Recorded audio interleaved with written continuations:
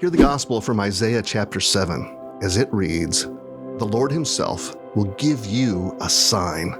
The virgin will conceive and give birth to a son, and will call him Immanuel." A sign. Now, what does that sign predict? In Isaiah's immediate context, it appears to correlate to his times that a son, likely Isaiah's son, would be born, and by the time the boy could choose between right and wrong, the kingdoms of Syria and Samaria would fall. And they did. And in some ways, the prophecy was fulfilled, but not truly fulfilled. It isn't unusual that biblical prophecy is fulfilled in multiple ways. The book of Revelation, for example, is specifically relevant to John's times when he penned it.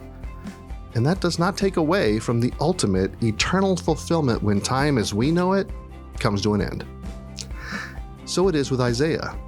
Kingdoms fell, but not all that Isaiah prophesied was fulfilled in his time. Isaiah said that a son would be called Immanuel. Now, in our culture, a name, a moniker identifies us, but in that culture, a name truly reveals identity. And Immanuel means God with us. Isaiah's son was not God with us, but there was such a son, born of a virgin, nearly a millennium later. Matthew's gospel reads, all this, the birth of Jesus, all this took place to fulfill what the Lord had said through the prophet.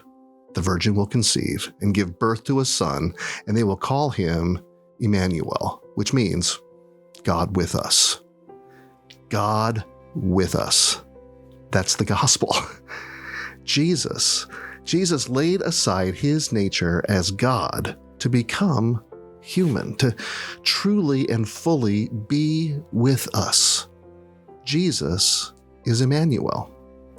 Now, Jesus vanquished kingdoms too, vanquishing both the kingdom of the devil and the kingdom of our own sin. Now, for Isaiah and those in his time, they could only eagerly anticipate this Messiah who would completely deliver. For us, today is a day to believe. Today is a day to believe and receive salvation. Today is a day to trust Immanuel and receive the prophesied salvation that only he, Jesus, can provide. That's the gospel, found again today in the ancient book of Isaiah.